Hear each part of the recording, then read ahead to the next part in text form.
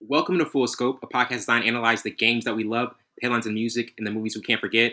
I'm your host, Winter Burns. I'm my counterpart, Savon Morris. How's it going, man? Another beautiful day, man. Everything's going good. That's good, man. Yeah, Got a lot of topics to get into for this one. yes, we do. A lot to get into. Every week, brother, the lineup is just getting more stacked. Obviously, some NFL topics, NBA Media Day reaction, some album reviews, and in the second half, we're going to do a review of Coming to America. To start off with, just thoughts on the Giants' major struggles and Daniel Jones' regression. Seattle won 24-3, and Bobby Wagner, Jordan Brooks, Witherspoon, and Kenan Nuoso each had 2 sacks. Rookie cornerback Devon Witherspoon scored on a 97-yard. He went off interception return late in the third quarter, and the Seahawks tied a team record with 11 sacks.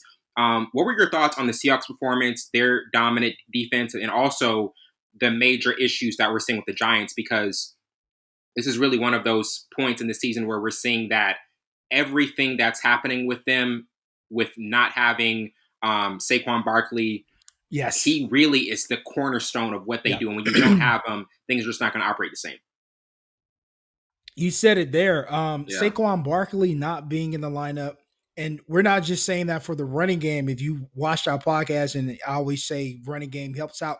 In this case, it was not help out, but he's a big check down guy. He can also be utilized in a screen game and help the quarterback get the ball out of his hands really fast.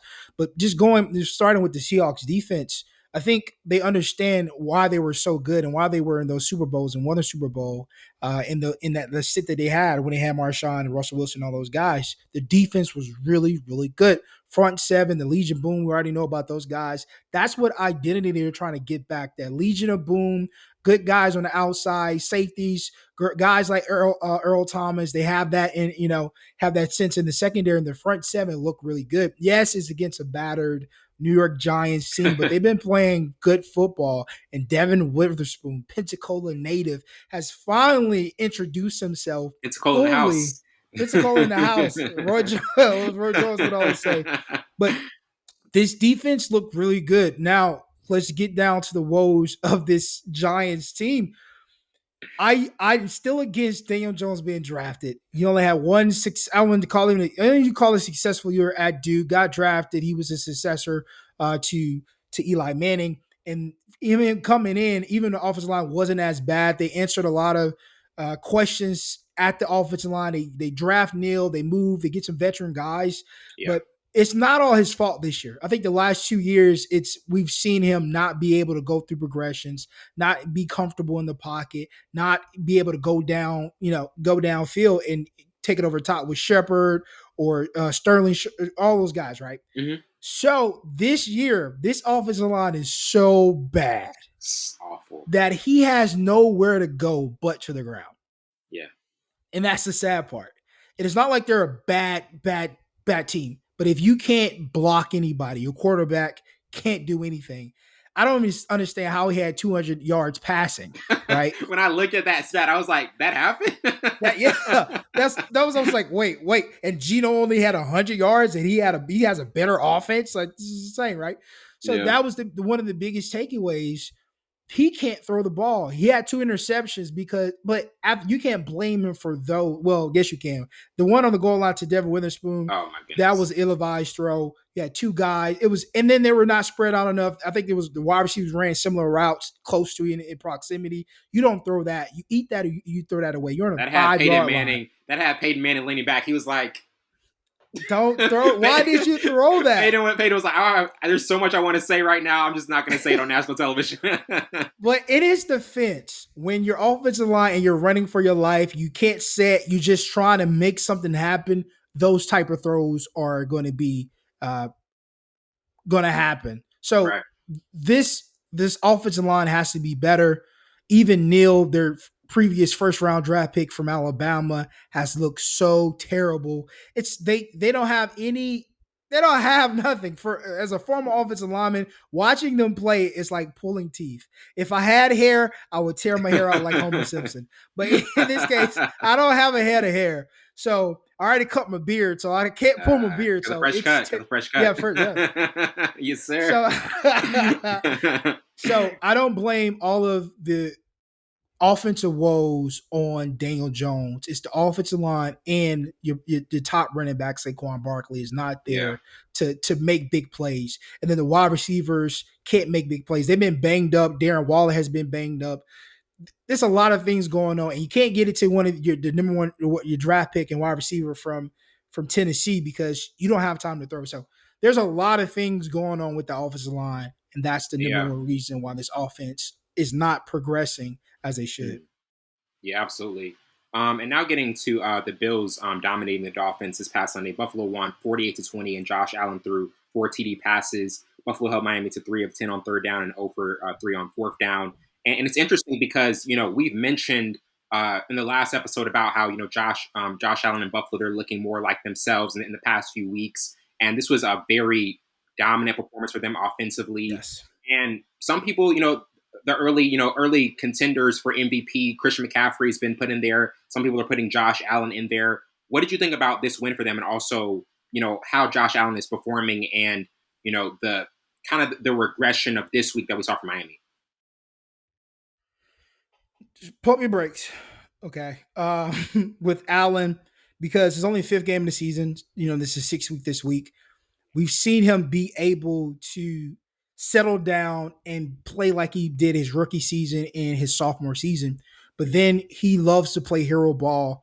And I don't know how long this contained Allen that It's we're gonna going to get last.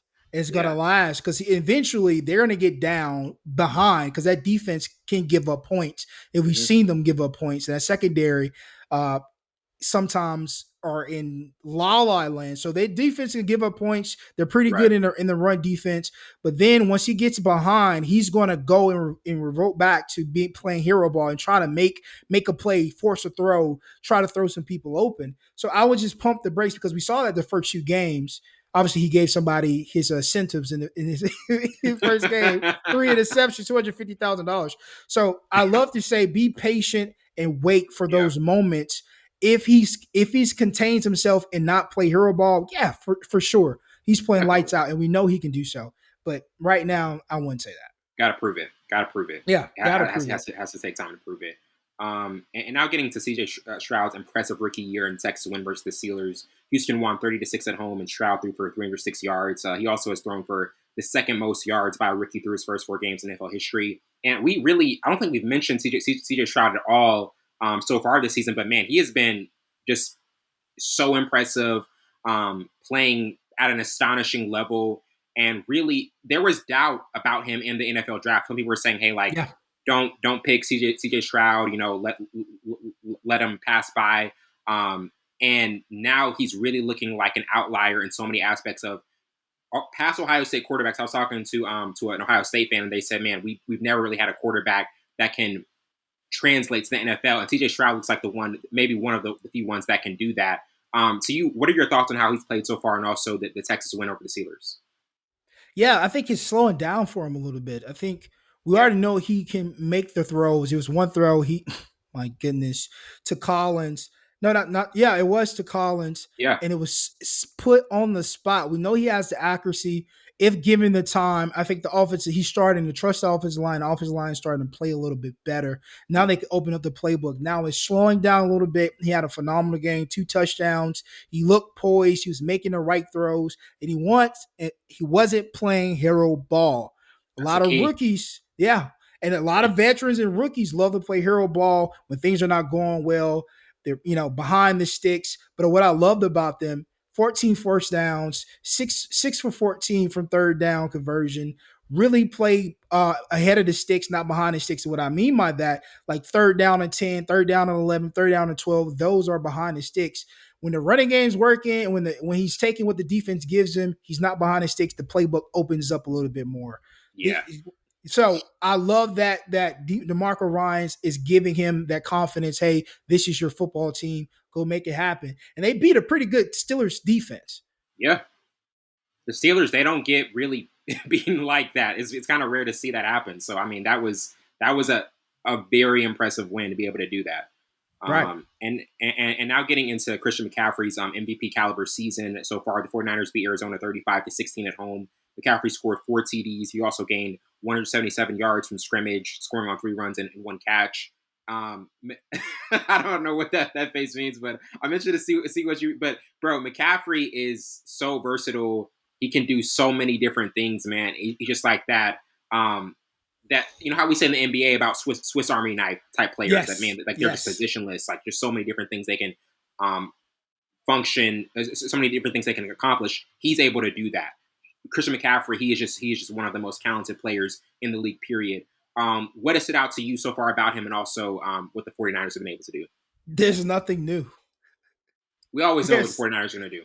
No, with Christian McCaffrey. And McCaffrey, yeah. Yeah, this is nothing new. He's been doing it at Stanford. He did it with the Panthers before because they were running him into the ground. He was doing so much, he started getting injured. And you give him an opportunity to go to an offensive coordinator who's really good at what he does. He's going to give them the ball. We see that with Deebo Samuel. We see that with George Kittle. We see that with Mustard when he was over there. Jarrett McKinnon. So we know Kyle Shanahan is capable of making plays and creating plays to get the ball to the playmakers. This is nothing new. Whoever is surprised, you need to wake up. He's been doing this since he's been doing this since Little League, since Pop Warner. And I saw one of his interviews, like, if we didn't have a good game, we got grounded. That's how serious it is. It's serious over there for them. Yeah, so he's been doing this since Pop Warner. So this is not a surprise. I love the way they give him the ball. And that takes a lot off Deebo Samuel, these other guys, because they was using Deebo just like that. Now Deebo can rest a little bit. They can create more plays. He can play wide receiver and has to do all those things. And then that longevity goes up for Deebo. So it's a lot of things that they're doing. I love it, but I'm not surprised. It's Christian McCaffrey. He's been doing this since forever. He really has, man. And they've got the Cowboys on Sunday night, and I feel like that's gonna be a really intriguing game because the last 2 years it's been Dallas, San Francisco beats them. And now, I mean, after what Dallas did to New England, everybody's singing the Cowboys praises again. They're going back. But what stands out to you in that matchup? Because I feel like it's going to be the same thing. San Francisco is going to force Dak to, because a lot of times he's able to just kind of like coast because the defense is able to do so much. Now it's going to be one of those games where let's see him win it. They're going to force he's going to have to play a complete game of football. It's not going to be a one half. It's going to be, they are going to apply pressure. He's going to play perfect. Whatever sense that is for Dak, he's going to have to play perfect. We haven't seen that. Yeah, we haven't seen that. Well, we've seen glimpses of that. Maybe his like rookie and sophomore. His rookie year. He was really, really crazy. Good. But this offensive line with 49ers led by Trent Williams, and Trent Williams has held his own against Michael Parsons last year as well. So their defensive line is not going to be as potent as we saw the first 3 games. So he's going to have to play a perfect ball game. Now they have to figure out what they're going to do to Christian McCaffrey because they utilize him in so many ways. If they stop him, you got Deebo, you got George Kittle. They got weapons. You got Yuskis, what I forgot his name, number 44. I think I call him the handyman. He does everything they want him to do. He catches balls, he's punts, kickoff, is whatever. He's the handyman. So there's a lot of weapons, and Dak is going to have to play perfect football, and that running game with Pollard is going to have to help him as soon as possible because they're going to run a lot of cover 3, a lot of cover 1 zone because they don't think that the Dallas Cowboys can beat them deep.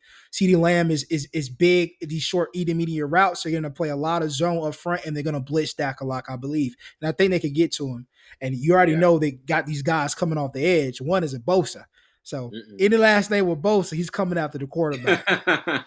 So he's got to play a perfect game in the sense of whatever that is for Dak Prescott because this defense is not going to give them as many breaks as the first 3 games. So it's going to be a tough game. I'm so glad we get this game early in the season. Yes. I'm really glad because I do want to just see is this Cowboys team any different? I mean, I just early in the season. Not one of those like late in November games. Like let's just get it over with now. And now getting to college football with the USC-Colorado game. USC won 48-41 on the road, and Caleb Williams tied a career high with 6 touchdown passes. USC was up 34-7 in the second quarter, and Colorado had a furious comeback, making it a 1-score game with 143 remaining. And this was one of those games where obviously USC they get off to that fast start that we're used to seeing, but Yeah. Colorado is just really able to grind it out to almost make a comeback, but come up short. What stood out to you in this matchup? And was it more so of Caleb Williams? What stood out to you, or maybe more so of Colorado's comeback? No, there's a lot of that that stood out to me. There's a lot that stood out. This game was a pretty good game. So Caleb Williams is that guy. He got greedy with the interception. That's what he normally does. That's textbook for him, and he makes a mistake. But other than that, the man played a perfect game. What a quarterback. If he goes in the draft next year, whoever gets him is going to get a dog. The guy can extend plays. He can run. He checks boxes. A lot of tangible things, but also a lot of intangible things at the quarterback position that he has that you cannot teach. But what going to Colorado, they need to learn, and I know they will, they need to learn how to start faster on offense. And we talked about, I said that they could beat USC. Well, not Oregon. I had them beating USC. If they would have started faster, they would have beat USC. This defense is terrible. I'm telling you, USC is going to get into trouble. Caleb Williams is not going to always have to put up 48 points. She's not always going to do that. So that's Colorado has to learn how to start fast. And Colorado has some players that they are just keeping under the wraps. I understand about them. They need to get ready to play, but Omarion Miller, where have you been? Yeah. McClain, previous number one recruit, finally gets in, has an amazing play against Rice to knock down the ball. He has a nice ceiling. Him and Hunter on both sides it's going to be fantastic. There's a lot of potential with this Colorado team that I'm seeing, that I understand what Coach Prime Deion Sanders is going about of getting these players ready, but sometimes gotta let them loose. You gotta let them loose. Yeah, because that game easily is won if McClain starts. Shiloh is out. You didn't have him. He was pissing blood. Now they say he's back in practice. He'll be playing this week, I think. But he would have been starting. I know what I say. I know he wasn't ready. But them saying Omarion Miller didn't show this in practice, guy's a dog too. The guy's nice. Oh, for sure. So there's a lot of players. They have depth, but they're not meeting the requirements to be able to play. But in this sense, they had to. But USC is in trouble. They can't always go in a shootout. This is week 5, week 6. This is the 5th game going to a shootout. They went in a shootout with San Jose State. It's just too many shootouts, man. And eventually you're going to lose. You're going to lose one of these. You're going to lose. When you meet the right team, it's going to happen. And that's what worries me about USC, because obviously Caleb Williams is, like we're saying, he's one of the best quarterbacks we've seen in a while. But this team and this defense is getting exposed almost every week now. First game of the season. Yeah, pretty much. Put up 28 and 35 points on them. Yes. It's not That's insane. Yeah, it's not going to cut it. You're not going to playoffs like that. And now getting into Notre Dame's a dramatic win versus Duke. They won 21-14, trailing 14-13 when they got the ball back with 2:35 to play. Sam Hartman and the rest of the offense cashed in on that chance and estimate followed the winning score 2 plays later. And this was really one of those games where it felt as though Duke kind of had it at multiple points, and then Notre Dame has a fantastic drive to close it out. Just a game that really literally went down to the last second. To you, what were your takeaways from this game and some of the main standouts? I'm a fan. I already love Duke. I like Duke. I've told a lot of people Duke is a good team. And I think if Leonard would never went down, I think they would have had an opportunity late to try to come back and score. But to be able to come back from, I think it was 13 unanswered points, come back in half and put up 14 and still have an opportunity to win the game. I thought they fought well. The defense looked really good to only give up 21 points against Hartman in this running game. Man, I become a fan of Hartman. I think it's NC State. No, not NC State. God, jeez, we keep doing this. I can't remember whatever team he came from. But I'm becoming a fan. He's not a flashy quarterback, but he makes the right decisions, and he's just poised. high IQ, Yeah. knows the game, understands what the defense is running, and he makes the right throws. And then you have a big guy with Estime right behind you, 2 touchdowns, only 81 yards today. But Duke has a great defense, and they hit him to 81 yards, and that's no small feat. But this game was really good. Hartman continues to show that he can lead a team down to the wire. Yeah. And this was a good game. Notre Dame, they keep coming to these close games. This we talked, I think they're 2-0 now, coming off the loss against Ohio State. No, Ohio State was last week, the week before. So they're 1-0. Right. And yeah. we talked about this game, how they're going to respond after losing to Ohio State in a tough game. And Duke is a really good ball game. But it's like they did the reverse of what Ohio State did to them. It's almost the same way it ended, but Notre Dame won this one, so they turned it around pretty quick. And now getting to kind of like the most intriguing week 6 game, Oklahoma Texas. I mean, Red River rivalry, both teams 5-0. It's really going to be, I feel like, one of those matchups where we both teams are kind of are at that undefeated mark. Quinn Ewers' run game is going to be definitely a factor in this matchup, and Oklahoma linebacker Danny Stutzman is going to be obviously pivotal for the Sooners. But to you, is there an intriguing week 6 game for you so far? Ooh, this is going to be a good one. Georgia versus Kentucky. I've never seen us give up that many rushing yards. Davis had a field day. And this Bulldogs defense is not the same it was last year, 2 years ago. Leary looks good. I think he's not going to make many mistakes. And this OC, oh my gosh, the offensive coordinator is so darn good. It's going to be a good one. That is the game of the week. I don't care about Texas A&M, Alabama. That's going to be a good game. But this is the game of the week. Can Georgia stop this running game? He's on fire, bro. And he's a threat in the passing game. And can the Bulldogs, they've been in some close football games this year. It's hard to three-peat. But this is not the same Georgia Bulldogs team. They keep finding a way to win, which I love. And Beck is proving and continuing to prove himself that he can be the difference maker in certain ball games. But the running game is different. They don't have the same running game. They're not running back you this year. They don't have the same type of big time wide receivers. They only have Bowers, the tight end. Yeah. This is not the same offense. So the Kentucky defense got 3 guys, 6'8", 6'7", running 4.6s and 4.7. It's gonna be a good game. It's gonna be a good game. It's gonna be a good game. For sure. Definitely. And I mean, like, that's the thing with after being back-to-back champs, that, like you said, that three-peat is different. That three-peat attempt is so different. Because, I mean, we usually see, like, three-peats more so in basketball. Yeah. But football, that's a whole different piece. Really hard.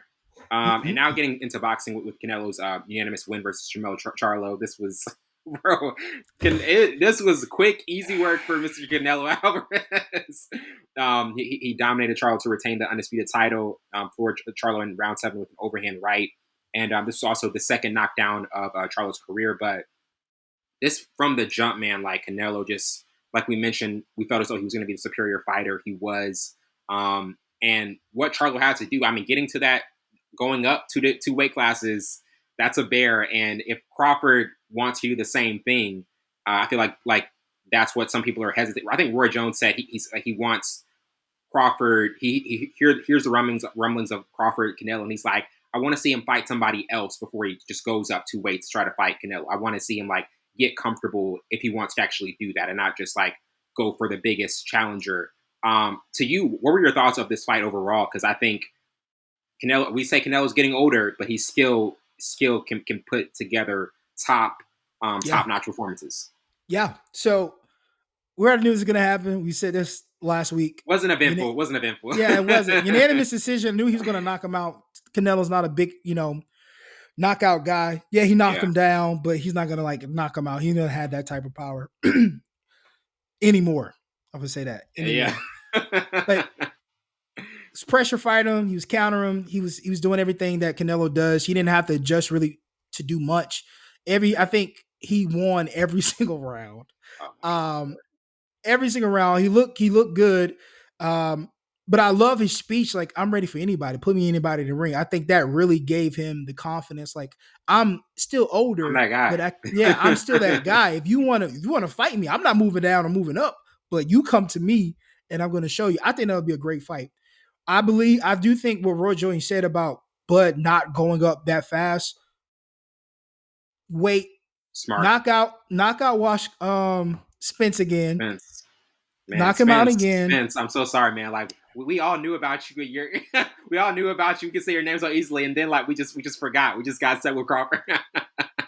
Bro, I don't know what you're gonna do because you're not that type of boxer to adjust. I mean, like, I don't know what he can do in the ring differently. What can he do differently? What's the difference? It's gonna unless he gets a lucky hit on Bud, because that's the only way I can see it. Yeah. But yeah, man, I think he should take out Spence again, fight one more else fight, and then go get Canelo. But it has to be within the year. So he's fight Spence probably early next year or maybe late this year, like probably February, December. Yeah, probably December, February. Yeah. But it has to be quick because Canelo is getting older. So you have to catch him. Canelo not gonna wait around. Canelo's just not gonna wait around. And you don't want him to be like, if you beat him, like, oh, he was, late stages of his career or whatever. You know how they'll, to spin that. But like the Pacquiao Mayweather, because like people said, oh man, you waited for Pacquiao too late. You got him when he was, which I would have loved to have seen Mayweather and Pacquiao in their prime. But still, you know how business goes. Business promotions. It would have been the same thing. I mean, I'm being generous. It would have been the same thing. Mayweather wasn't getting stopped by anybody. No, because his boxing IQ is too good. He's not going to put himself in harm's way. And it's always interesting seeing him at Canelo fights because I mean he congratulated Canelo afterwards, but every time he gets asked about Canelo, he's like, "Guys, y'all remember what I did to him, though? Y'all remember?" He's always like, "I mean, he's great." He changed because of me. Like I whooped him so good, he had to go change himself. So yeah, it was easy work. It was easy work at that time for him. It was, man. That was thinking back to that era, like Canelo. I mean, just in a different in the spotlight, looking wide eyed, like just that whole era, man, and how Canelo's just been on a run. I mean, it's crazy, bro. Yeah. And now getting into the NBA, but before we get to the media day part of it, Jrue Holiday going to the Celtics. We mentioned whoever got Jrue Holiday, that was going to be a steal. I think perimeter wise, defensively, they are going to be a nightmare. They're going to cause so much havoc on the perimeter. I think this is one of those moves that the Celtics really needed because Kristaps Porzingis, you don't really know about his health a lot of the time. Sometimes it can be iffy, it can be up and down. But when I think them bolstering that because we know the NBA is about perimeter defenders. It's moving to that positionless like type of basketball. To you, what stood out to you about that move for Boston, and like how much do you think that helps them going forward? Yeah, it helps him a lot. Now you don't have to start Derek White. He could come off the bench, be six-man, or go into another rotation because he's better off the bench. Jrue Holiday has the experience. He has the veteran of how to win championships and what to do. He's good on front court and the back court, but he's a better defender. Obviously, he's both. So you get that point guard that you wanted Marcus Smart, what he was becoming, but now you get that right away. It's an upgrade. There's upgrade. It's no waiting for him to get to that point because he could give you 15, 14 a night and give you two steals. And he's a facilitator too. So he has all those in his arsenal. And let's just be honest. That he's what they wanted Marcus Smart to be. Yeah, they're literally getting what they wanted Marcus Smart to be. Yeah, right away. The point guard they want right away. Yeah. And now, again, I think outside of that, the biggest thing, Derek White comes off the bench. I think he makes the front five better instantly. Like you said, I'm not a huge fan of Porzingis, but you lose Williams. I didn't like that. I thought Williams was coming to his own. He was playing great defense, and he was giving buckets in the playoffs. I thought they should just hold on. Yeah, these trades are going to cost something, and that's the thing about the NBA. I mean, We saw with the Dame trade. We get Dame, but Yeah, we lose Jrue. And then for Boston, yeah. same thing. Lose Williams. It's never going to be like you're always going to have that thing in the back of your head. Like, man, I hate that we lost that guy. I'm glad we got But this guy, but I hate that. Yeah. and then you still got the trade deadline. You still can, trade for other players, and who knows? They try to, may go get Williams back. I think that'll be a good pickup. But depending on what type of player we get out of Porzingis, it may have been a great move. But he's been injured so long, and we haven't seen the full ensemble It's of what he can risky. bring. Yeah, it's a risky move. It's risky. Well, he was at Dallas, New York, Wizards. the Wizards. Yeah, the Wizards. So he's been shipped around a lot. Maybe he's healthy. Maybe he comes in and does what they expect him to do. If not, then Yeah. lose it. It's like you said, it's a risk factor of trading and getting other moves and players that you need. But Yeah. I just don't like that move. I thought Yeah. Williams was a solidified part of The this team. nucleus. Yeah, he was a Yes. part of that nucleus. He really was. And getting to NBA Media Day, obviously, man, Jimmy Butler with the emo with the emo look, man. He was like, I'm just in my emo bag. So, and every first day of media day, he's gonna do something different with the hairstyle. Then he goes with the emo look. And another thing, I think with the Lakers interviews, like LeBron was talking about passing the torch to AD. Everybody is mentioning that a lot because they're like, man, can AD actually take that and stick with it? Because sometimes, because we always mention we want to see consistency from AD. That's going to be that's going to be something that's going to be talked about a lot. Were there any interesting like points that some of the players mentioned on media day, or any standout quotes that you kind of want to see actually? Because you can say a lot of talk on media day, but actually like play it out in the season is when it really matters. Not really. Nothing really stood out. Yeah. I mean, I think the biggest thing you take away is from LeBron, because it was speculation of like, hey, it's Are you going to always going to be retire? LeBron's team, Yeah. but AD has to be the best player, and I think that's what Matt Barnett, whatever his name is, Matt Barnes My said. Barnes, yeah. Excuse me, but for the answer to that question, I don't know if we're going to get into that now, so I'll just dive in it for a few. Can he take over the team? Can he be the best player? No. I don't think he can. Still a no. Still a no for me. No. 11 years in the NBA. We've seen glimpses of it. Then he's plagued by injuries. Excuse me. And I just don't think he could be the best player on that team. I don't think that he can be the player that they need him to be. And that's sad because he has that potential, but when are we going to see it? This is your 11th season in the NBA. Exactly. You're Like, 30 bro, now. we haven't seen you become a dog yet. No. We've seen little barks here and there, but we ain't seen no dog, man. So I don't think he can be the best player. I don't think it is his team. Even LeBron, it's Reeves' team. If LeBron retires today, it was Reeves' team. I like Reeves a lot. I like Reeves a lot. Yeah. So I don't think he can be the best player. And another thing was I forgot to mention was AD talking about the Nuggets, and he was saying, man, like me and Bron after they won, we were like, yeah, it's cool that they won, but they were just talking too much, and I'm like, what do you guys expect a champion to do? That's the team. The Nuggets are the team. Murray, Jokic. That is the best. I mean, I know we had some disagreements about the duo. I think they are the number one duo. Murray. No, absolutely not. Absolutely not, bro. I completely forgot who is the number one duo to you.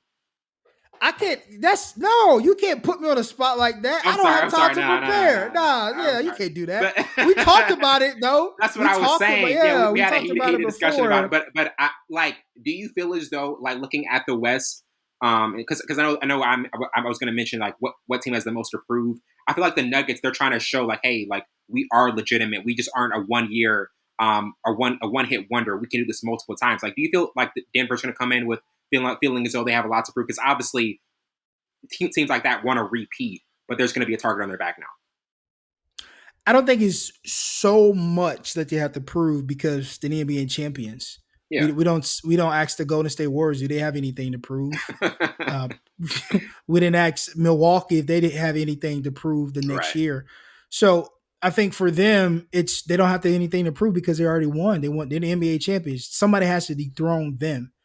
And I think they are a complete team. A lot of pieces were, moved around, but I think they're still a solid team. I think they're a team to beat in the West for sure. Yeah. But the team who has to prove the most is the Milwaukee Bucks to me, because we Yeah. gave them the number one seed. We gave them the number one team in the East. You have Dame. You kept Chris Middleton. You got Lopez. You got Giannis. But Show on us it paper can work. on paper it looks phenomenal. Paper it looks good. Paper boy, Atlanta. Paper. It looks good. It looks good on paper, but what type of player will Dame create Giannis to be?